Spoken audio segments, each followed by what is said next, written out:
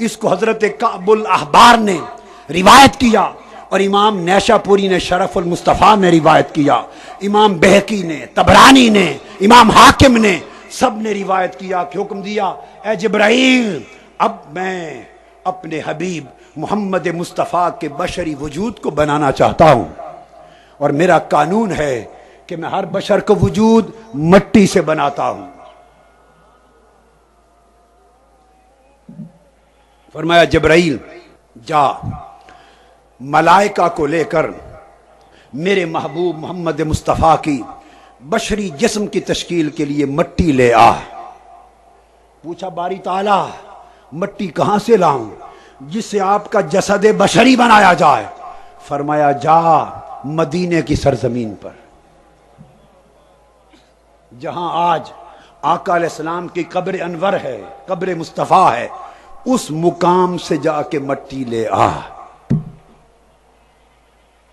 قبضۃ من تراب من موضع قبر الرسول صلی اللہ علیہ وسلم وہی نور الارض، اس مقام سے لے آ جہاں آج قبر مصطفیٰ ہے، مدینہ کی سرزمین سے، اور فرمایا یہ مٹی یہ زمین کا نور ہے۔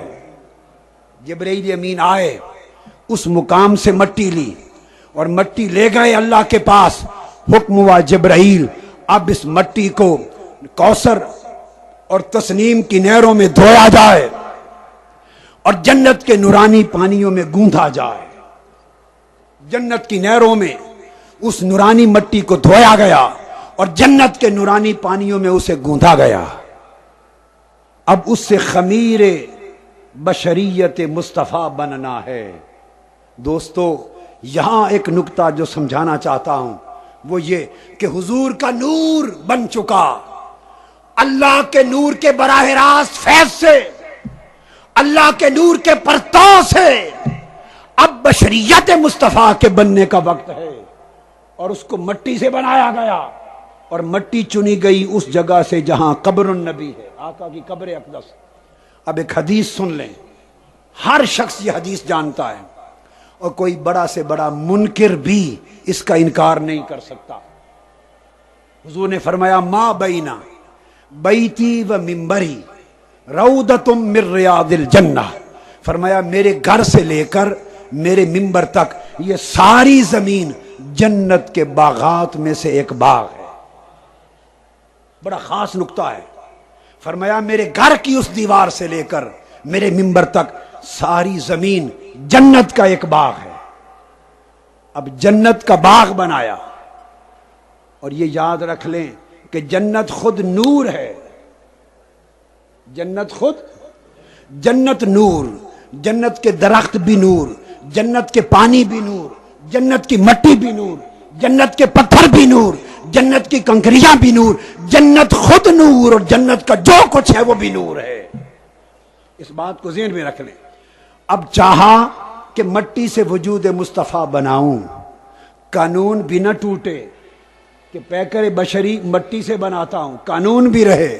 کہا جبرائیل مٹی لے آ، مٹی لینے بھیجا، اور جس جگہ سے مٹی لینی ہے وہاں جنت کا ٹکڑا منتقل کر دیا۔ بنانا مٹی سے ہے، اور مٹی بھی نہیں لینی، بنانا بھی مٹی سے ہے، اور وجود مصطفیٰ کو مٹی لگانی بھی نہیں ہے۔ بنے بھی مٹی سے اور مٹی لگے بھی نہ، تو فرمایا جبرائیل جا لے آ، اور اس کے جانے سے پہلے وہاں جنت کا باغ منتقل کر دیا۔ اب دیکھنے میں اس کا نام زمین ہے، اور حقیقت میں وہ ٹکڑا زمین نہیں، روضۃ من ریاض الجنہ، جنت کا نور کا ٹکڑا ہے۔ تو جنت کا نور کے ٹکڑے سے جا کے مٹی لی، تو جس مٹی سے حضور کی بشریت، حضور کا وجود بشری بنایا گیا، وہ ٹکڑا بھی نور ہے، وہ مٹی بھی نور ہے، جنت کا نور۔ ارے نور مصطفیٰ تو نور ہے ہی، بشریت مصطفیٰ بھی نور ہے، بشریت مصطفیٰ بھی نور ہے۔ جس مٹی سے مصطفیٰ کا وجود بشری بنا وہ مٹی جنت کی مٹی ہے، اور جنت کی مٹی نور ہے۔ زمین سے اٹھایا، اور زمین جو بنائی وہ جنت کا ٹکڑا کیا اور آ گئی، اور اب فرمایا اسے جنت کے پانیوں میں دھو. کیوں؟ کہ تھوڑی دیر صحیح جنت کا ٹکڑا زمین پر رہا ہے تو زمین کی فضا اور آب و ہوا اس کا اثر ہو گیا ہوگا، جنت کے پانیوں میں اس مٹی کو دھو دے تاکہ زمین کے گرد و پیش کا اثر بھی اس نور پر نہ رہے. پھر جنت کے تسنیم کے پانیوں میں گھوندا تو تاجدار کائنات کا وجود بشری وہ بھی نور کی خاک سے جنت سے بنا. نور کی بشریت میں رکھا گیا. میری بات سمجھیے، نور کی بشریت میں، بشریت کو لباس بنایا، ڈھانچہ بنایا، نور کو نور میں رکھا گیا. بشریت بھی نور ہے، رکھ کے زمین پہ اتارا.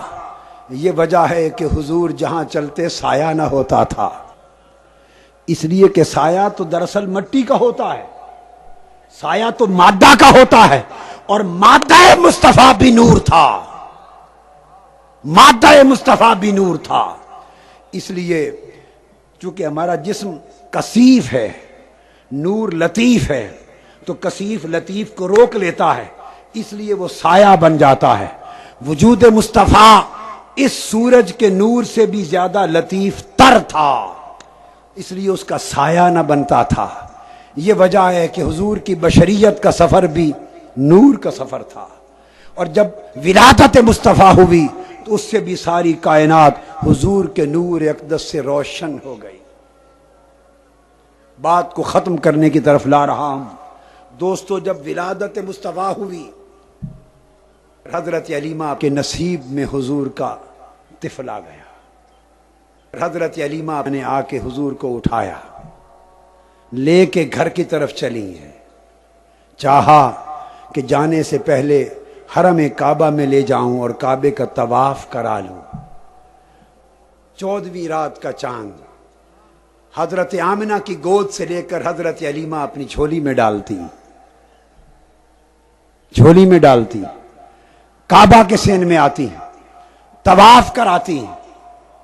امام ابو یعلا مسند میں روایت کرتے ہیں جب طواف کرا کے چاہا کہ حجر اسود کے پاس لے جاؤں اور بوسہ دلا دوں، کہتی ہیں اس خدا کی قسم جس کے قبضہ قدرت میں میری جان ہے، میں آپ کو کعبہ کی دیوار کی طرف لے کے بڑی حجر اسود کے قریب پہنچی تھی کہ بوسہ دلاؤں، خدا کی قسم حجر اسود کعبہ کی دیوار چھوڑ کر باہر نکل آیا، باہر آ گیا، اور اس نے بڑھ کر مصطفیٰ کے لبوں کو بوسہ دے دیا.